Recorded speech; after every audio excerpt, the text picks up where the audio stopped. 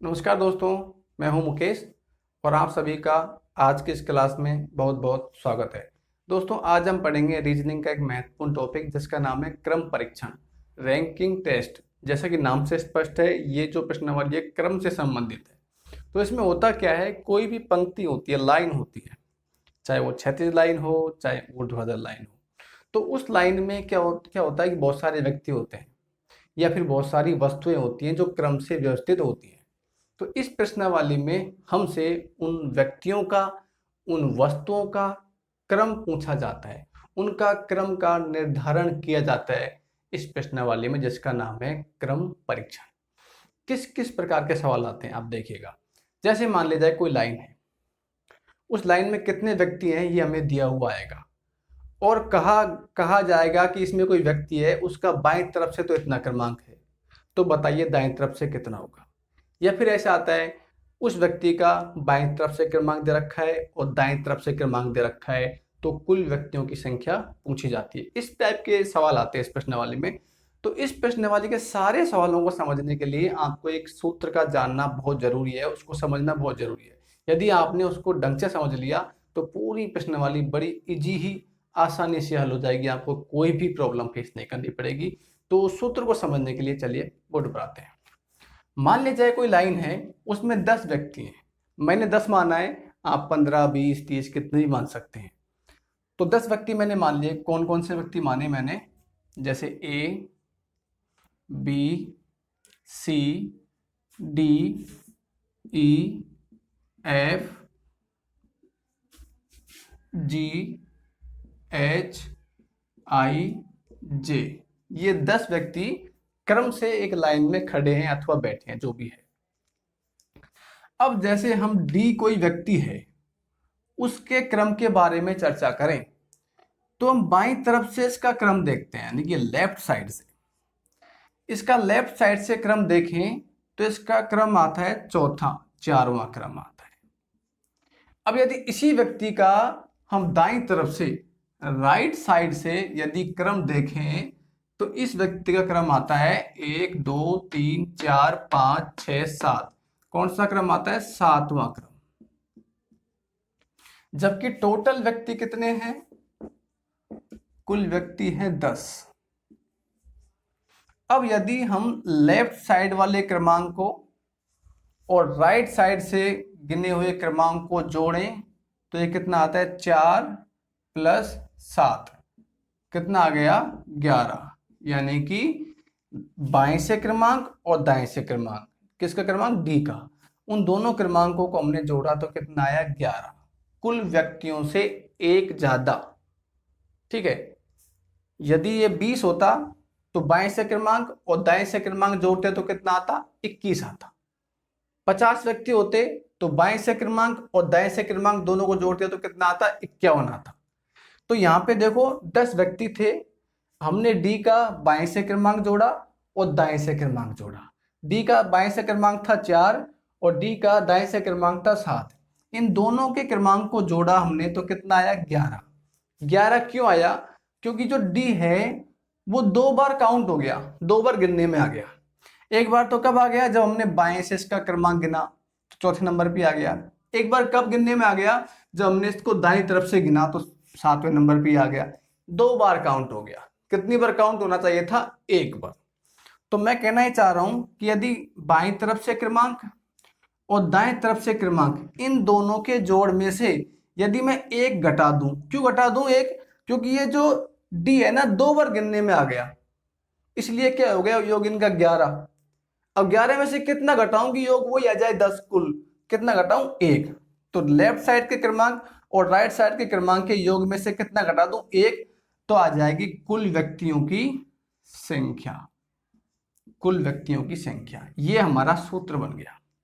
मैं फिर से रिपीट कर देता हूं, समझना बहुत ज्यादा जरूरी है आपका। 10 व्यक्ति मैंने मान के चला था इस लाइन में, तो मैंने डी का क्रमांक निर्धारण किया लेफ्ट साइड से, तो डी का क्रमांक आया चौथा लेफ्ट साइड से और डी का क्रमांक राइट साइड से आया 7वां। दोनों के क्रमांकों को मैंने जोड़ा, बाएं तरफ के क्रमांक, इस डी का क्रमांक दोनों तरफ से जोड़ा, लेफ्ट साइड से क्रमांक, राइट साइड से क्रमांक। 4 + 7 कितना आ गया? 11। ये 11 क्यों आया?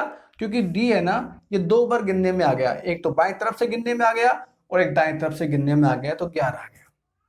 एक ज्यादा आया, किससे ज्यादा आया? कुल व्यक्तियों से एक ज्यादा आया, तो एक को घटा देंगे तो कुल व्यक्ति आ जाएंगे, इसीलिए मैंने L प्लस R में से एक घटा दिया तो कितना आ गया? कुल व्यक्ति। ये हमारा इंपॉर्टेंट सूत्र बन गया। अब इस सूत्र से 2 सूत्र बनेंगे, देखो कौन कौन से सूत्र बनते हैं।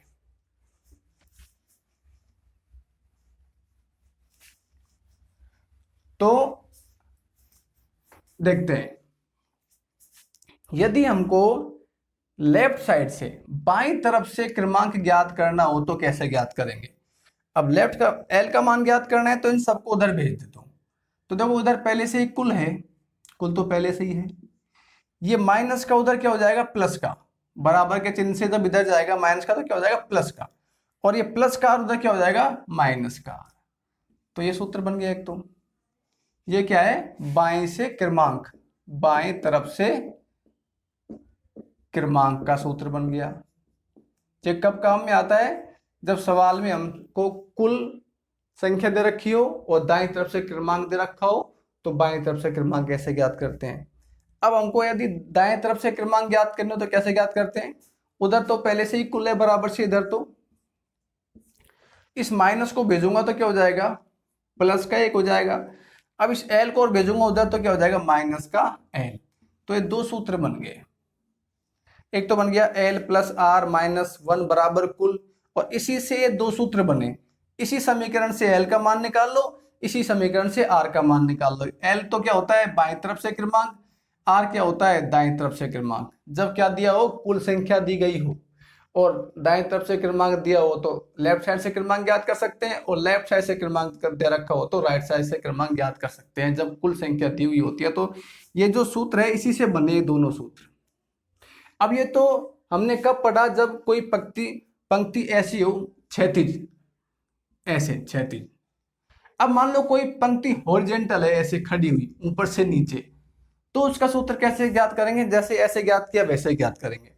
जैसे देखो कैसे ज्ञात करेंगे, कोई लाइन जैसे ऊपर से नीचे है तो कैसे होगा? देखो मान ले जाए ये ही 10 व्यक्ति, मैं ऊपर से नीचे लिख देता हूं। पहला व्यक्ति क्या है? A, दूसरा B, C, D, E, F, G, H, I, J।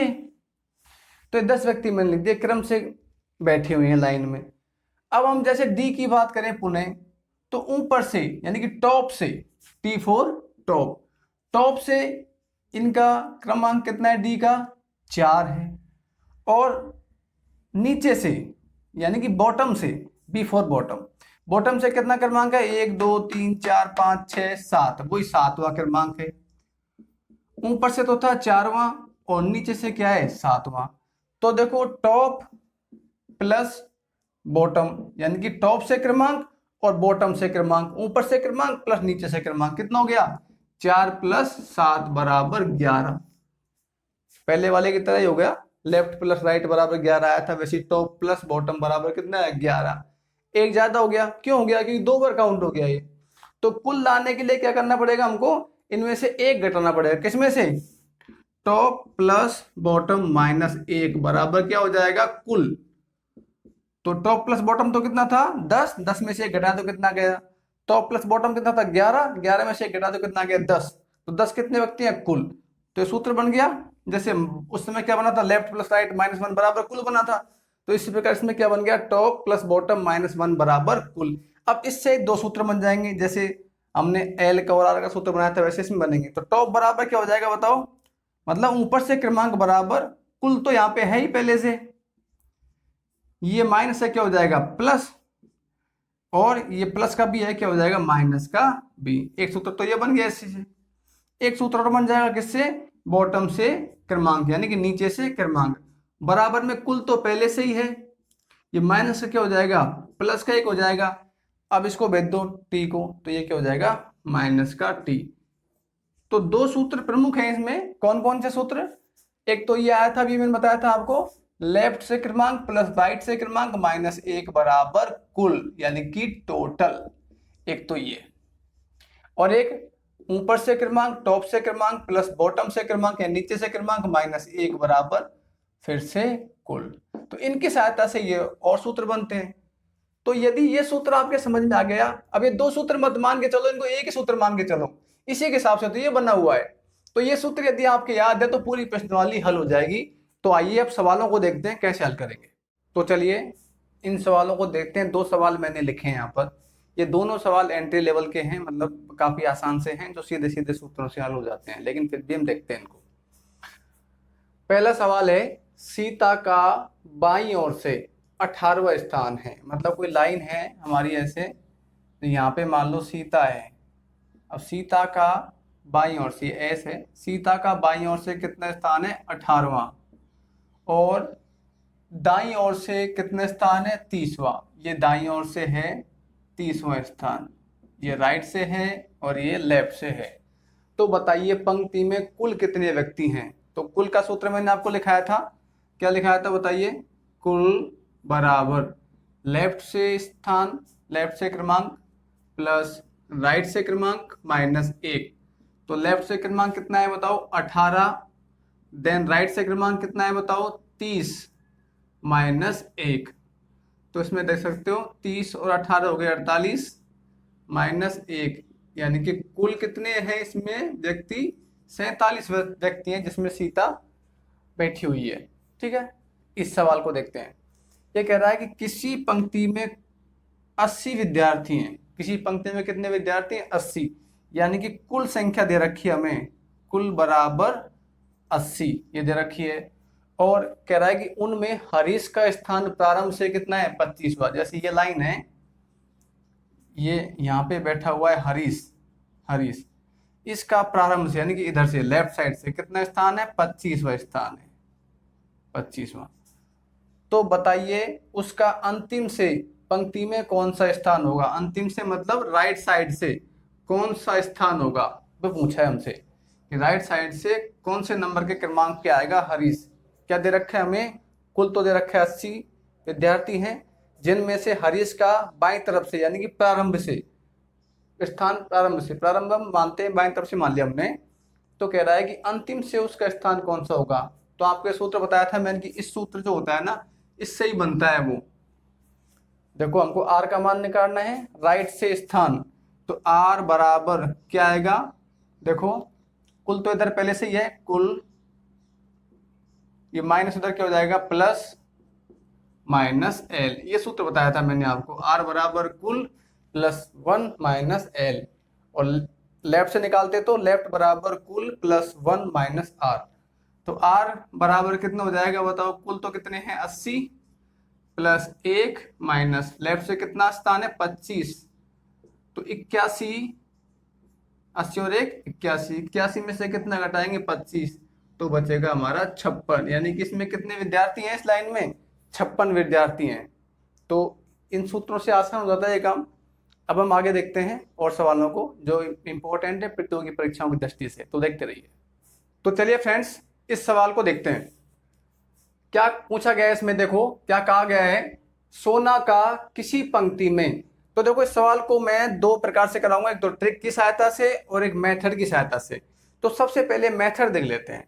ये पंक्ति की बात कर रहा है तो मैंने पंक्ति यहां पर बना देता हूं। एक देखो मान लिया जाए कि ये पंक्ति है, ये कह रहा है कि सोना का, सोना कोई गर्ल्स है, इस पंक्ति में बाईं ओर से कितने स्थान है 20वां। मान लिया जाए कि सोना यहां पर बैठी हुई है, एस फॉर सोना। अब इसका बाईं ओर से कितना स्थान है 20वां, ये लेफ्ट साइड से मैंने इसका स्थान तय किया, तो कितना स्थान आया 20वां। आगे सवाल पढ़ता हूं, उसी पंक्ति में मोना का दाईं ओर से कितना स्थान है 35वां। उसी पंक्ति में मोना का, मोना कोई गर्ल्स यहाँ पे बैठी हुई है मान लो, उसका दाईं ओर से यानी कि राइट साइड से स्थान हमने काउंट किया और कितना स्थान दे रखा है इसमें 35वां। अब आगे हम सवाल पढ़ते हैं। आगे सवाल हमने पढ़ा तो क्या कह रहा है, यदि वे दोनों आपस में अपना स्थान अदल बदल कर लें। अदल बदल कर लिया मतलब मोना की जगह तो क्या आ जाएगी सोना, और सोना की जगह क्या आ जाएगी मोना। देखो हम प्रश्नानुसार करते हैं। मान लिया जाए कि मोना यहां से उठकर आ गई सोना की जगह, मान लो मोना यहां आ गई, ये मोना आ गई, और सोना उठकर चली गई मोना की जगह, मान लो सोना इधर आ गई। अब हम सवाल पढ़ते हैं, सवाल क्या कह रहा है आगे, यदि स्थान अदल बदल कर दें तो मोना का दाईं ओर से 42वां स्थान हो जाता है। ये जो मोना यहाँ पे आई है, अब इसका जो स्थान है दाईं ओर से ये कितना हो गया बताओ, सवाल में कितना कह रहा है कि 42वां, कितना 42वां स्थान हो जाता है। तो बताओ पंक्ति में कुल कितने व्यक्ति हैं, कुल कितने व्यक्ति हैं। तो कुल का मैंने आपको फॉर्मूला लिखाया था, कुल बराबर क्या होता है, लेफ्ट प्लस राइट माइनस 1, ये होता है कुल का फॉर्मूला। तो आप देख सकते हो, इस स्थान को देख लो, मोना को, मोना का दाएं तरफ से तो कितना है 42वां, और बाएं तरफ से कितना है बताओ 20वां, है कि नहीं बताओ सवाल में। भाई ये तो सोना की जगह तो आई है, तो सोना बाएं तरफ से कितनी थी 20वीं थी, अब ये बाएं तरफ से कितनी होगी मोना 20वीं, और दाएं तरफ से सवाल में रखा है कितना 42वां, तो 20 और 42 तो करेंगे हम, लेफ्ट कितना है 20, राइट कितना है 42 माइनस 1, तो 20 और 42 कितने हो गए 62, 62 में से 1 गया तो कितना बच गया 61, यानी कि इस पंक्ति में कितने व्यक्ति हैं 61 व्यक्ति हैं इस पंक्ति में। ऐसे करेंगे इस सवाल मेथड से। अब हम ट्रिक से करते हैं, तो ऐसे सवाल जिनमें दो व्यक्तियों का बाएं तरफ से और दाएं तरफ से क्रमांक दे रखा है, और यदि वे व्यक्ति आपस में एक दूसरे के स्थान की अदला बदली कर लें, उनके लिए ये सूत्र है। तो देखो ये ट्रिक है, कुल बराबर एक का नया स्थान प्लस दूसरे का पुराना स्थान माइनस 1, ये सूत्र है। अब देखो दोनों ने क्रमांक बदला, तो नया स्थान किसका आया, देखो मोना का हुआ, पहले मोना का कितना था दाएं तरफ से 35वां, ये कह रहा है कि यदि वे दोनों आपस में स्थान अदल बदल कर दें तो मोना का दाईं ओर से 42वां स्थान हो जाता है। तो नया स्थान कितना हो गया 42वां, किसका, मोना की बात कर रहे हैं, ये मोना का नया स्थान आ गया। अब दूसरा कौन बचा, सोना का पुराना स्थान कितना है बताओ, सोना का पुराना स्थान कितना है 20, तो लिख दो 20 माइनस 1, तो 42 और 20 कितने होते हैं 62 माइनस 1 बराबर 61, यानी कि उस पंक्ति में कितने व्यक्ति हैं 61 व्यक्ति। याद रखना है ट्रिक कैसे, किन सवालों के लिए ट्रिक, जिनमें दो व्यक्ति पंक्ति में बैठे हुए हैं, उनका बाएं तरफ से स्थान दाएं तरफ से स्थान दे रखा है, देन वो आपस में अपना क्रम चेंज कर लेते हैं, तो हमसे ये पूछा जाता है कुल कितने व्यक्ति हैं। तो कैसे याद करेंगे, ये ट्रिक है, कुल बराबर एक का नया स्थान प्लस दूसरे का पुराना स्थान माइनस 1, इस प्रकार से करेंगे। और इंपॉर्टेंट सवाल देख लेते हैं इसके बारे में, देखते रहिए। तो आइए इस सवाल पर गौर करते हैं। देखिए क्या कहा गया है इस सवाल में, किसी पंक्ति में राम का दाईं ओर से 20वां स्थान है। तो सबसे पहले मैं पंक्ति बना लेता हूं, आप गौर से देखिएगा, ये पंक्ति बना ली मैंने, और राम का मान लिया जाए कि राम यहां पर है, ये रहा राम का दाईं तरफ से, कौन सी तरफ से, दाईं तरफ से कितना स्थान है 20वां, तो दाईं तरफ से मैंने ये राइट साइड से इसका स्थान दे दिया 20वां, लिख दिया। आगे कह रहा है कि उसी पंक्ति में मोहन का, मान लिया जाए कि मोहन यहां पर है, मोहन का बाईं ओर से, किस ओर से, बाईं ओर से कितना स्थान है 30वां, बाईं ओर ये रहा, तो बाईं ओर से इनके लेफ्ट साइड से कितना स्थान है 30वां। आगे सवाल पढ़ते हैं, तथा दोनों के मध्य कुल छात्रों के, कितने छात्रों के, कुल छात्रों के, कुल छात्र दिया हुआ नहीं है, तो मैंने मान लिया कि कुल छात्र कितने हैं x, माना कुल छात्र बराबर x, इतना मान लिया मैंने। तो कह रहा है कि दोनों के मध्य मतलब इन दोनों के बीच में जो छात्र आएंगे, यहां पर जो छात्र बैठेंगे उनकी बात हो रही है, तो इन दोनों के मध्य कुल छात्रों के, कुल छात्र कितने हैं x, गणित में का के की का मतलब होता है गुणा, कुल छात्रों के 1/3 मतलब 1/3 छात्र बैठे हैं, इतने छात्र बैठे हैं। तो बताओ दोनों के मध्य कुल कितने छात्र बैठे हैं, यानी कि इन दोनों के बीच में जो बैठे हैं ना उनकी संख्या ज्ञात करनी हमें। तो देखो ये होते हैं x गुणा 1 x/3, इतने छात्र बैठे हैं बीच में, इनकी संख्या हमको ज्ञात करनी है। अब सवाल के अनुसार देखा जाए तो कितने छात्र माने, हमने x माने है ना, हमने माना है कि x माने, लेकिन हम प्रश्नानुसार देखें तो कितने छात्र बैठे हैं, तो 30 तो ये रहे, m से m का 30 तो ये, इनके बीच में कितने बैठे हैं बताओ, x/3, और इधर कितने हैं 20। अब देखो यहाँ पे आपको घटाने की कोई आवश्यकता नहीं है, क्योंकि देखो ये बीच में बैठे हैं m और n, r के बीच में, मोहन और राम के बीच में बैठे हैं x/3, यानी कि न तो मोहन काउंट हो रहा है इनमें और न ही राम काउंट हो रहा है, इसलिए घटाने की आवश्यकता नहीं है, कोई भी दोबारा काउंट नहीं हो रहा। ठीक है, तो जैसे देखो मैंने तो आपको पहले बताया था, उसमें 2 बार काउंट होता था तो एक घटा देते, जैसे मान लो बताया था मैंने, यहाँ पे मान लो कोई ए लड़का बैठा है, इसका इधर से मान लो 4था स्थान है, इधर से मान लो 7वां स्थान है, तो 7 और 4 कितने हो गए 11, लेकिन इसमें ए 2 बार काउंट हो गया, इधर से भी काउंट हो गया, इधर से भी काउंट हो गया, मतलब काउंट कितना होना चाहिए था, 1 बार होना चाहिए था। इसीलिए तो बताया था मैंने, लेफ्ट प्लस राइट माइनस 1 करते हैं बराबर क्या आ जाता है कुल, लेकिन यहाँ पे ऐसा नहीं है, यहाँ पे तो देखो एक नहीं तो ये काउंट हो रहा, नहीं ये काउंट हो रहा, बीच में है x/3, तो ये याद रखना है, ये बराबर हो गया, यानी कुल छात्र कितने हैं 30 + 20 + x/3, तो देखो x बराबर 30 और 20 कितने होते हैं 50 प्लस x/3, x/3 को इधर ले आओ तो क्या हो जाएगा, x माइनस x/3 बराबर 50, तो x में से x/3 घटाएंगे तो देखो 3 तो एलसीएम आ जाएगा,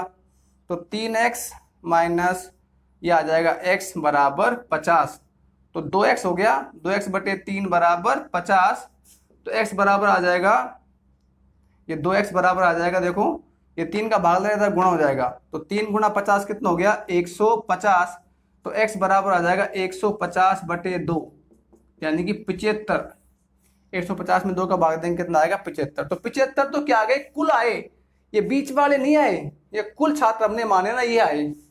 तो अब क्या कर रहे हैं, इसमें देखो बीच में बैठने वाले छात्र कितने x/3 है, x/3 है बीच में बैठने वाले, तो x का मान कितना निकाला हमने 75, और 75 में दे दो 3 का भाग, तो कितना आया 25 छात्र, यानी कि बीच में कितने छात्र बैठे हैं 25 छात्र बैठे हैं। ठीक है, ऐसे करेंगे सवाल को, 1-2 सवाल और देख लेते हैं। जी हाँ, इस सवाल को देखते हैं। एक कक्षा में उत्तीर्ण विद्यार्थियों में, कौन से विद्यार्थियों में, उत्तीर्ण विद्यार्थियों की बात हो रही है, ये निशा ऊपर से 22वीं, तो ऊपर नीचे वाली बात हो रही है, तो इसमें लाइन ही ऊपर नीचे से बनाते हैं, टॉप से और बॉटम से। तो निशा मान लो इधर है, N फॉर निशा, ठीक है, एन निशा मतलब मैं निशा ले देता हूँ NISHA, निशा, ये निशा ऊपर से इधर से टॉप से कौन से स्थान पर है 22वीं स्थान पर है ये निशा, और निजेश जो कि निशा से 5 क्रमांक नीचे है। अब निजेश मान लो इधर है, ये रहा निजेश NIJESH, निजेश निशा से 5 क्रमांक नीचे, देखो 1 2 3 4 और ये 5 निजेश है, ये 5 क्रमांक नीचे है। ठीक है, वह नीचे से 34वां है, कौन नीचे से 34वां है, निजेश बॉटम से, ये निजेश जो है ये 34वां बॉटम से। कक्षा में उत्तीर्ण विद्यार्थियों का अनुत्तीर्ण विद्यार्थियों से अनुपात है 4:1, यानी कि उत्तीर्ण अनुपात अनुत्तीर्ण, इनका जो अनुपात है वो है 4:1। तो उस कक्षा में कुल विद्यार्थियों की संख्या ज्ञात कीजिए, कुल विद्यार्थियों की संख्या। तो सबसे पहले तो हम उत्तीर्ण विद्यार्थियों की संख्या ज्ञात कर लेते हैं, लेकिन आपने जो ये लाइन देखी है ना, ये पूरी किन छात्रों की है, उत्तीर्ण छात्रों की, याद रखिएगा शुरुआत में दे रखा है। एक कक्षा में उत्तीर्ण विद्यार्थियों में निशा का ऊपर से 22वीं नंबर है, और निजेश जो निशा से 5 क्रमांक नीचे है उसका क्रमांक कितना है नीचे से 34वां, और उत्तीर्ण और अनुत्तीर्ण विद्यार्थियों का अनुपात 4:1 है। तो उस कक्षा में कुल विद्यार्थियों की संख्या ज्ञात करनी है। कुल विद्यार्थी में फेल यानी उत्तीर्ण, अनुत्तीर्ण और उत्तीर्ण दोनों आ गए, फिलहाल हम उत्तीर्ण की ज्ञात कर लेते हैं, उसके बाद में कुल तो हम ज्ञात कर लेंगे। तो देखिए इधर कुल उत्तीर्ण छात्र बराबर, यानी कि कुल ज्ञात कर रहे हैं हम। तो आपको बताया कुल बराबर लेफ्ट राइट में तो होता है लेफ्ट प्लस राइट -1 और ऊपर नीचे में टॉप प्लस बॉटम -1, तो टॉप प्लस बॉटम -1। अब आप निशा को देख लीजिएगा, निशा की बात करें तो निशा जो है ऊपर से तो कितने स्थान पे है बताओ, 22वें स्थान पे है। अब नीचे से काउंट करते हैं, देखो बॉटम से निशा, आप चाहो तो निजेश पे काउंट कर सकते हो, चाहे निशा पे काउंट कर लो, एक ही बात है। तो निशा देखो निजेश 34 तक तो है ही यहाँ पर, 34 से आगे गिन लेते हैं, देखो 35, 36, 37, 38, 39वें नंबर पे निशा है। कौन से नंबर पर है, 39वां नंबर पे। तो टॉप प्लस बॉटम, टॉप कितना है 22 प्लस बॉटम कितना है 39 -1, तो ये कितना होता है बताओ, ये हो गया पूरा 61 -1, यानी कि कितना हो गया 60। तो 60 बच्चे क्या है, उत्तीर्ण हैं। कितने बच्चे हैं, 60 उत्तीर्ण। अब हमें अनुत्तीर्ण की बात करना है, तो देखो उत्तीर्ण तो छात्र है ना, उनकी इकाई कितनी है, 4 है, 4 अनुपात बराबर है कितना 60, तो यानी कि 4 इकाई या 4 अनुपात बराबर कितना हो गया 60। तो एक इकाई बराबर कितना आ जाएगा, 60 में किसका भाग दे दो 4 का, कितना आ गया 15। तो एक इकाई किसके बराबर है, अनुत्तीर्ण छात्रों के बराबर। तो ये कौन से छात्र हो गए, अनुत्तीर्ण छात्र। तो उत्तीर्ण छात्र तो है 60, अनुत्तीर्ण कितने हैं 15, तो कुल छात्र कितने हो जाएंगे, तो कुल छात्र हो जाएंगे 60 + 15, यानी कि 75 छात्र हैं कुल। तो ऐसे करेंगे इन सवालों को, रैंकिंग के सवालों को। तो काफी आसान सा है, मैंने आपको बताया था कि जब हम लेफ्ट और राइट से गिनते हैं किसी एक छात्र को या एक व्यक्ति को, तो उसके क्रमांक में एक फालतू जुड़ जाता है, इसीलिए कुल बराबर क्या आता है, लेफ्ट प्लस राइट -1। इसी प्रकार टॉप प्लस बॉटम -1। ये 2 ही सूत्र हैं इसमें रैंकिंग में, और इन्हीं सवालों से पूरा का पूरा चैप्टर हल हो जाता है। तो ऐसे रिलेटेड सवाल हैं, कोई फालतू सवाल नहीं आते इसमें। तो ऐसे कर सकते हैं आप इन सवालों को। यदि हमारी जानकारी और इस वीडियो के मार्फत आपको कुछ सूचना मिली हो, आपको हेल्पफुल लगा हो, तो प्लीज़ हमारे चैनल को जरूर से जरूर लाइक कीजिएगा, वीडियो को लाइक कीजिएगा, चैनल को सब्सक्राइब कीजिएगा और ज़्यादा से ज़्यादा शेयर करना दोस्तों, ताकि हम उसके लिए प्रोत्साहित हो सकें, आपके लिए नए नए वीडियोज़ लेके आते रहें। तो दोस्तों इसी के साथ में मिलते हैं किसी अन्य पार्ट में, तब तक के लिए जय भारत, जय हिंद।